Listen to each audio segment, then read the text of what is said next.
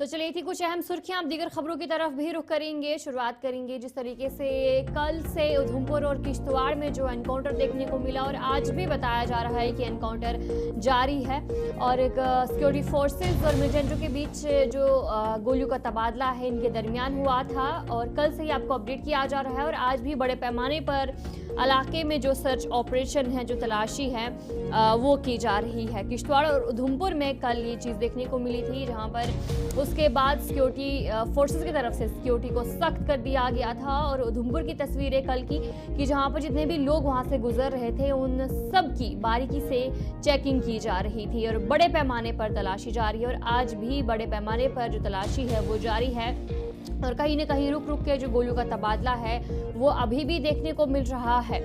और किश्तवाड़ की बात करेंगे, वहाँ पर चित्रू इलाका है, नदी गांव, वहाँ पर ये एनकाउंटर देखने को मिला था और उधमपुर के रामनगर इलाके में एनकाउंटर पेश आया था और आज भी बड़े पैमाने पर वहाँ पर जो ये ऑपरेशन है वो जारी है, जहाँ पर किश्तवाड़ में जो डीआईजी है वो भी नदी गांव एरिया पहुंचे हैं और वहाँ पर सूरत हाल का जायजा लिया जा रहा है उनकी तरफ से भी और दोनों जगहों पर बड़े पैमाने पर आज भी सर्च ऑपरेशन है, जो कार्रवाई है वो की जा रही है और उधमपुर में भी रुक रुक कर गोलियों का तबादला सुबह से देखने को मिल रहा था और अभी ताज़ा अपडेट क्या कुछ है उस तक भी जानकारी आप तक पहुंचाने की पूरी कोशिश करेंगे कि अभी वहां पर क्या कुछ सिचुएशन है, कि अभी भी वहां पर गोलियों का तबादला देखने को मिल रहा है या नहीं। लेकिन कल जिस तरीके से ऑफिशियल की तरफ से भी कंफर्मेशन दी गई थी कि उधमपुर में जो एनकाउंटर है वो शुरू हो चुका है और सिक्योरिटी फोर्सेस और मिलिटेंटों के बीच में गोलियों का तबादला देखने को मिला।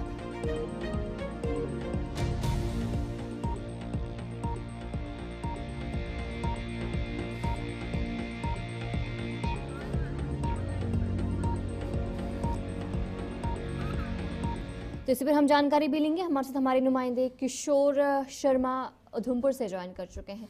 किशोर, अपडेट कीजिएगा, क्या कुछ सूरत हाल है वहां पर फिलहाल?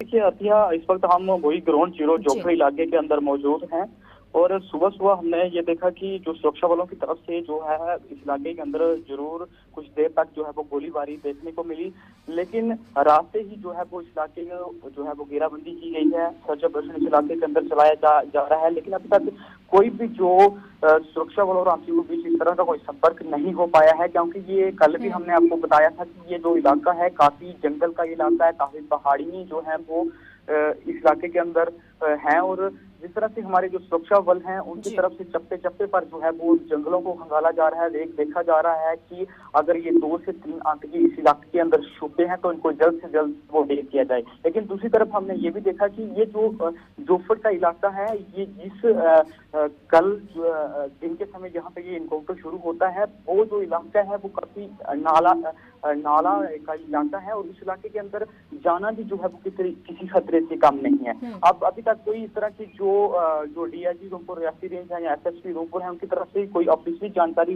नहीं दी गई है, लेकिन ये जरूर जिस जगह पे मैं मौजूद हूँ तो वो वहाँ कुछ देर। अच्छा किशोर, बताएगा जिस तरीके से आप भी ग्राउंड जीरो पर मौजूद है तो क्या अभी भी जो गोलियों की आवाजें सुनाई दे रही हैं, क्या गोलियों का तबादला अभी भी जारी है? और साथ ही साथ ये भी बताएगा कि जो इलाका है जहाँ पर इस वक्त एनकाउंटर देखने को मिल रहा है, सिक्योरिटी फोर्सेस की तरफ से सिक्योरिटी बढ़ा दी गई है, जो आसपास के इलाके हैं क्या वहां पर कोई पाबंदी आज भी लगाई गई है?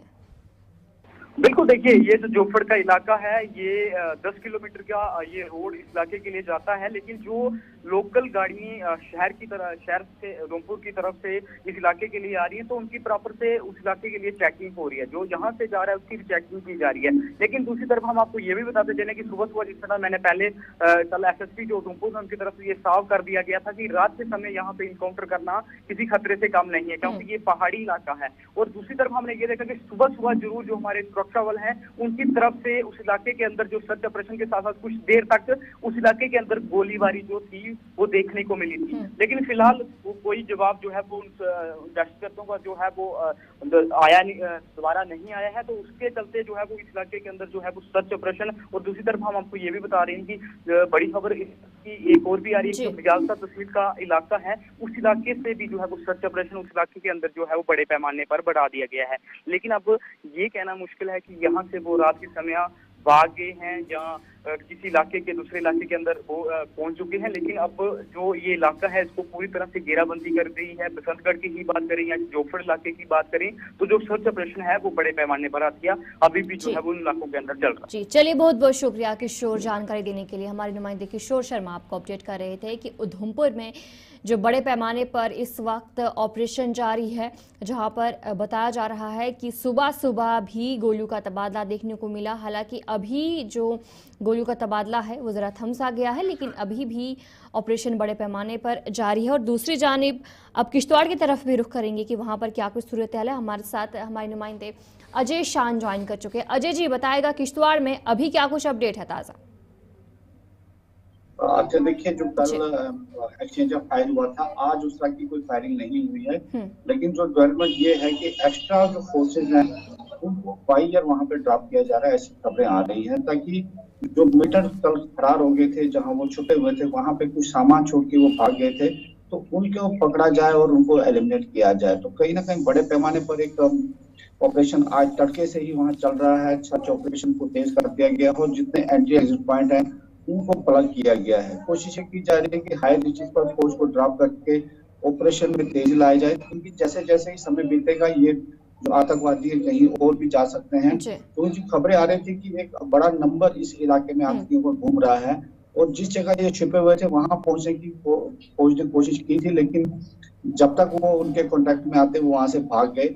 और ऐसी भी खबरें आ रही है कुछ सामान वहां पर छोड़ के भागे हैं। हालांकि ऑफिशियली उनकी डिटेल अभी सामने नहीं आई है। जिस तरीके से ये भी देखने को मिलता है, जो जितने भी पहाड़ी इलाके होते हैं वहां पर अक्सर जो आतंकी है वो घरों में भी चले जाते हैं, लोगों को भी परेशान किया जाता है। जो आसपास के इलाके हैं वहां पर इस वक्त क्या कुछ सिचुएशन है? देखिए, जो पीछे जैसे पिछले 7-8 महीने से खबरें आ रही थी कि आतंकवादियों की यहाँ पर मूवमेंट है डिफरेंट एरियाज में, तो कुछ समय पहले ये खबरें आई थी कि कुछ लोगों को तंग भी किया है, एवं फीमेल्स को तंग करने की खबरें सामने आई थी। और लोगों की तरफ से हालांकि उतना इनपुट नहीं आ रहा था, लेकिन जिस प्रकार से पिछले 6-7 महीने में एजेंसीज ने अपना वहां पर नेटवर्क बिछाया है, उसके चलते ये सफलता जरूर हासिल लगी है कि हाइडआउट्स तक फौज पहुंचना शुरू हो गई है, एजेंसीज वहां तक पहुंचना शुरू हो गई हैं।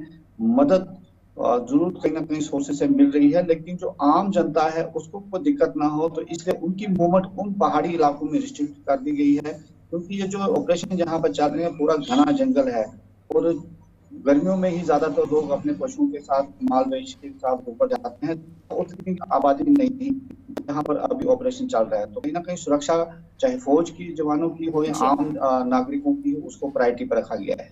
जी चलिए, बहुत बहुत शुक्रिया जानकारी देने के लिए। हमारे नुमाइंदे अजय शान आपको किश्तवाड़ से जानकारी दे रहे थे कि किश्तवाड़ में भी अभी इस वक्त ऑपरेशन जारी है और उधमपुर में भी इस वक्त देखने को मिल रहा है कि बड़े पैमाने पर जो ऑपरेशन है वो देखने को मिल रहा है।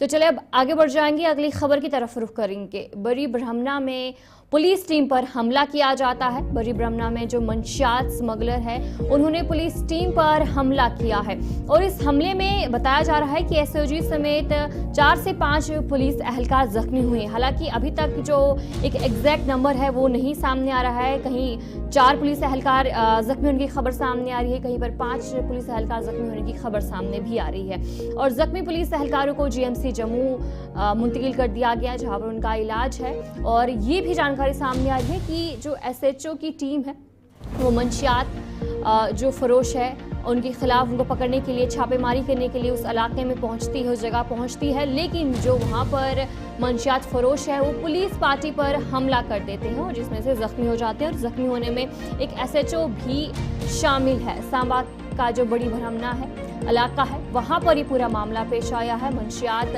फरोशियों ने पुलिस टीम पर हमला किया और बताया जा रहा है कि जो पुलिस पार्टी है उन्हें इत्तला मिलती है कि वहां पर जो मंशियात स्मगलर है, उसके बाद पुलिस पार्टी वहां पर पहुंचती है और उसी बीच ये हमला हो जाता है और एसएचओ पर भी हमला हो जाता है। और इसके समय जो 4 पुलिस कांस्टेबल है, पुलिस एहलकार है, वो भी जख्मी हो जाते हैं इस पूरे हादसे में। और जख्मियों को उसी वक्त government medical college Jammu GMC मुंतकिल कर दिया जाता है, जहां पर उनका इलाज फिलहाल जारी है। पुलिस ने इलाके को घेरे में लिया है और मंशियात फरोशों को पकड़ने के लिए इस वक्त भी कार्रवाई जारी है। देखिए, ये जो बड़ी ब्राह्मणा में हमला हुआ है पुलिस के ऊपर, ये बड़ा निंदनीय है और जब भी पुलिस अपनी कार्रवाई के लिए जाती है तो कहीं ना कहीं पुलिस पर ऐसे हमले जो हैं ये बड़े दर्दनाक हैं। कल पुष्पिंदर सिंह मनहास जी जो हमारे SHO हैं और उनके साथ उनकी टीम PSI और कई जो लोग हैं बड़े गंभीर रूप से घायल हुए हैं, बड़ा गंभीर रूप से उनको घायल किया गया है। ये इनके ऊपर बड़ी कड़ी कार्रवाई होनी चाहिए। LG मनोज सिन्हा जी और उच्च अधिकारी जो हमारे यहाँ पे, उन्होंने ये ध्यान में बात लेनी चाहिए। पिछले दिनों असेंबली में भी श्री चंद्र प्रकाश गंगा जी जो विधायक हैं बीजेपुर से, उन्होंने ये बड़ी जोर शोर से बात रखी थी, पर इस पे कोई ध्यान नहीं गया। पर मुझे लगता है कि आने वाले दिनों में ये खतरा मंडरा रहा है। अगर पुलिस वालों के साथ ऐसी बात होती है तो आम लोग यहाँ पे कैसे अपने आप को सेफ समझेंगे। ये बड़ा गंभीर मसला है और इसको आड़े हाथ लेना चाहिए, इसे कड़ी कार्रवाई होनी चाहिए। मेरा नाम पवन कुमार बख्शी है, मैं पार्षद हूँ बड़ी ब्रह्मणा से। आज ऐसे आपने देखा होगा कि न्यूज़पेपरों की हेडलाइंस हैं कि पुलिस पार्टी पर गुजरों द्वारा हमला किया गया है। आप ये सोच सकते हो कि हमला पहली बार नहीं हुआ है। जब भी पुलिस पार्टी, चाहे जो गो तस्कर हो चाहे ड्रग्स माफिया हो, उसके ऊपर जब भी कोई तलाशी अभियान होता है, जब वहाँ कोई सर्च अभियान पुलिस ऑफिसर हमारे शुरू करते हैं तो उनके ऊपर अटैक होता है, लाठियों से हमला होता है और उनके पास जो वेपन है उनसे भी वो हथियारों से हमला करते हैं। तो मेरा प्रशासन से ये निवेदन है कि आप अहिंसा की भाषा, कब तक जो लोग हिंसा में कार्यरत हैं वो हिंसा की भाषा ही समझते हैं, अहिंसा की भाषा नहीं समझ सकते। हम अपने जवानों को कब तक, इन जो पशु हैं, जो हैवान हैं, कब तक इनके हम अपने जवानों की जो बलि है वो देते रहेंगे। हमारे जवान जो हर बार घायल होते रहेंगे और हमारी सरकार है वो आंखें मूंद कर, काली पट्टी बांध कर जो हमारा न्याय व्यवस्था है वो कब तक ये सहेगी। मेरा सरकार से निवेदन है कि जितने भी जो एंटी सोशल एक्टिविटी है या जो भी पुलिस पर हमला करता है, पुलिस को, जैसे हम कहते हैं ना कि आज बॉर्डर पे शांति आई है, तो बॉर्डर पे शांति किस लिए आई है।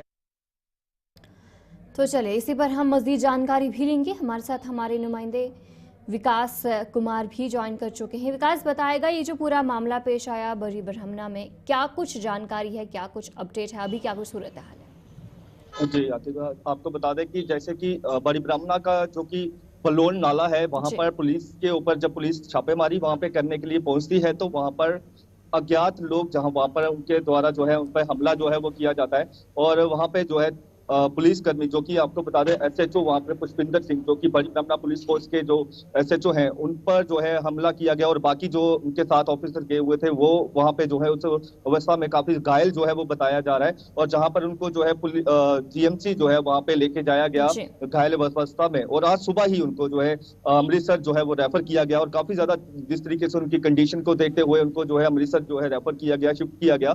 तो एक काफी ज्यादा एक डराने वाला ये वाकया जो है सामने आया है। एक अलग गलत जो मैसेज जो है वो गया है वहां पर, जो कि पुलिस जो है एक जो है कार्रवाई वहां पे करने के लिए पहुंचती है, छापेमारी वहां पे करने के लिए पहुंचती है। जहां पर ये बताया जा रहा है कि पुलिस जो मंशियात फरोश है वहां पर उनको पकड़ने के लिए, छापेमारी करने के लिए पुलिस वहां पर पहुंची, तो कितना बड़ा नेटवर्क है वहां पर? जी बिल्कुल, वहाँ पर पहले भी इस तरीके की बलोन नाले के पास जो है ऐसे ही वारदातें होती है और वहीं पुलिस को जब इंफॉर्मेशन मिलती है और पुलिस वहाँ पे पहुंचती है तो पहले से ही वहाँ पर लोग जो है जो कि अज्ञात व्यक्ति जो बताए जा रहे हैं वहाँ पे उनके पुलिस ने उन पर जो है पुलिस के ऊपर उनके द्वारा जो है हमला किया गया और एक कहीं ना कहीं बड़ा एक वहाँ पे एक हम बात करते हैं कि वहां पे जब पुलिस वहां पे पहुंचती है तो वहां पर जो है पुलिस को पर हमला करने के बाद जो है वहां से पुलिस जो है वो काफी ज्यादा घायल अवस्था में वहां पे उनको जो है GMC जो है रेफर किया गया। तो एक बड़ा ज्यादा अगर हम बात करें तो ये सोचने वाला विषय है जहां पर पुलिस जो है अच्छा विकास, इस तरीके से जो मकामी लोग हैं उनकी तरफ से भी कहा जा रहा है कि पहले भी ऐसी वारदातें पेश आई हैं, पुलिस अक्सर वहां पर मंशियात फरोशों को पकड़ने के लिए पहुंचती है लेकिन पुलिस पर हमला किया जाता है। तो अभी पुलिस की तरफ से क्या कुछ कदम लिया जा रहा है? क्या अभी भी पुलिस उन मंशियात फरोशों को पकड़ने के लिए वहां पर पहुंची है? वहां पर जो है अभी जो है वहां के SSP की अगर हम बात करें तो वहां पे उनके द्वारा जो है कड़ी कार्रवाई करने का वो बिल्कुल जो है निर्णय जो है वो लिया गया है। वहां पे उनका कहा गया है कि वहां पर जो है बिल्कुल वहां पे जो है सुरक्षा वहां पे चेकिंग जो है वहां पे की जा रही है। वहां पे अब पूरा एरिया को जो है वो चेक किया जा रहा है, कहाँ से जो लोग हैं वो कहाँ से आए हैं, किस तरीके की जो वारदात जो है वो की गई है, क्यों की गई है, वो सारी जो है अभी तक कोई पुष्टि जो हम आपको नहीं बताएंगे कि क्या बात हुई है, लेकिन पूरा वहाँ पे आपको बता दें पुलिस के द्वारा जो है वहाँ पे कार्रवाई करने का चलिए, बहुत बहुत शुक्रिया विकास जानकारी देने के लिए। हमारे नुमाइंदे विकास कुमार आपको अपडेट कर रहे थे कि बड़ी ब्रह्मण्य में जो पूरा मामला पेश आया है, फिलहाल पुलिस की तरफ से क्या कुछ कार्रवाई की जा रही है। तो चलिए अब आगे बढ़ जाएंगे अगली खबर की तरफ, जहां पर पुंछ से खबर सामने आ रही है। पुंछ में एक टाटा सूमो गाड़ी जो है हादसे का शिकार हो जाती है।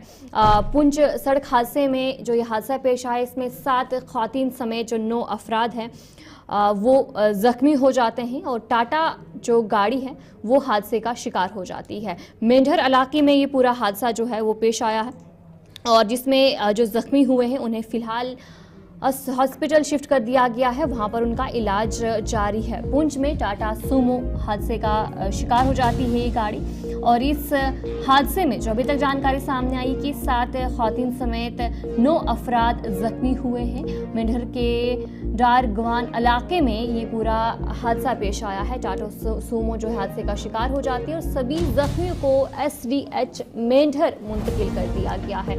पुंछ के मेंढर इलाके में ये सड़क हादसा जो है आज पेश आया है, जहां पर जो टाटा सूमो गाड़ी है वो हादसे का शिकार हो जाती है और जब ये हादसा पेश आया उसी वक्त टीम वहां पर पहुंची और जितने भी जख्मी थे उन्हें SDH मेंढर मुंतकिल कर दिया गया है, जहां पर उनका इलाज जारी है। ये हादसा मेंढर के कोटा डरगवान के करीब पेश आया है और जब ड्राइवर के काबू से गाड़ी है वो चली जाती है और काबू से बाहर होकर 100 मीटर गहरी खाई में जाकर ये गाड़ी हादसे का शिकार हो जाती है। 7 खवातीन समेत 9 अफराद इसमें जख्मी हुए हैं। हादसा पेश आते ही मकामी लोग और पुलिस मौके पर पहुंचे और सभी जख्मियों को SDH मेंढर ले जाया गया, जहां उनका इस वक्त इलाज जारी है। माली को तकरीबन 9:15 बजे के करीब हमें हमारे स्टाफ वाले जो उधर ड्यूटी पे जा रहे थे उन्हें इन्फॉर्म किया कि एक टाटा सूमो का एक्सीडेंट हो गया है। हमने यहाँ से एम्बुलेंस भेजी है, उनको शिफ्ट किया है। इसमें टोटल 9 पर्सन इंजर्ड है, जिनमें 7 फीमेल इंक्लूडिंग 1 फीमेल चाइल्ड है और 2 मेल हैं, 3 स्टूडेंट हैं। इनको 3-4 को इंजरीज रही हैं जिसमें ब्लीडिंग हो रही है और हमने वो वॉन्ड स्टिच करके इधर सबको फर्स्ट एड देके एडमिटेड रखा है। अभी सभी स्टेबल हैं और अंडर ट्रीटमेंट है, कोई चिंता की बात नहीं, सभी ठीक है।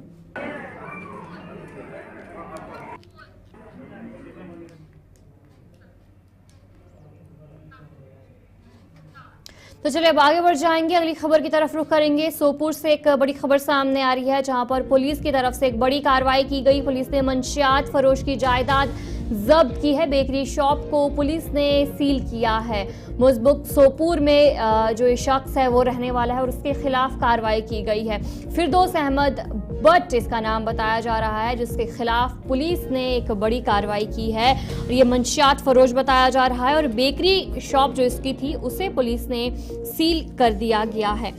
और पुलिस स्टेशन सोपूर ने SDPO सोपूर की निगरानी में मंशियात फरोश की जायदाद को जब्त कर लिया। फिरदौस अहमद बट वल्द गुलाम मोहिद्दीन बट जो कि मजबूक सोपूर का रहने वाला है, इसे NDPS एक्ट के तहत पुलिस स्टेशन सोपूर में एक मुकदमा जो है दर्ज किया और जो इसकी बेकरी शॉप थी, फ्रूट मंडी सोपूर में इसकी बेकरी शॉप वाक़या थी और उसे जब्त कर लिया गया है। जब्तशुदा जायदाद की मूल्य तकरीबन बताया जा रहा है कि 40 लाख से ज़्यादा है और पुलिस के मुताबिक मज़कूरा शख्स इस वक्त पब्लिक सेफ्टी एक्ट के तहत हिरासत में है और ये कार्रवाई जो है मंशियात खिलाफ के हवाले से पुलिस की तरफ से जारी है।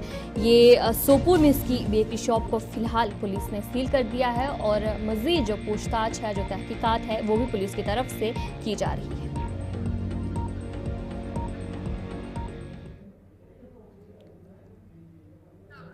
तो चलिए अब आगे बढ़ जाएंगे, जहां पर पाकिस्तान भारत ताल्लुकात के हवाले से आपको एक जानकारी देंगे। इस हवाले से एक बड़ी खबर सामने आ रही है। पुंछ के LOC पर आज एक फ्लैग मीटिंग जो है वो होने वाली है। सरहदी मामलात पर तबादला ख्याल भी किया जाएगा।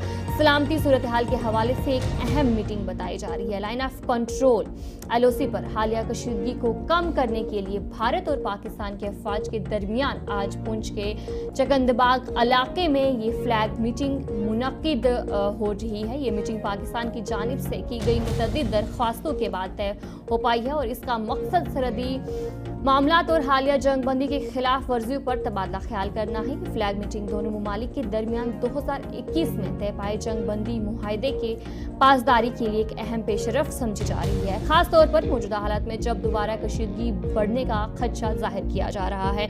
एक अहम मीटिंग है पुंछ के LOC पर। ये जो फ्लैग मीटिंग है ये हो रही है, सरहदी मामलात पर तबादला ख्याल होगा और साथ ही साथ सलामती सूरत हाल पर भी जो बातचीत है वो की जाएगी। इसी पर हमारे नुमाइंदे जमशेद मलिक आपको मज़ीद जानकारी फराहम कर रहे हैं।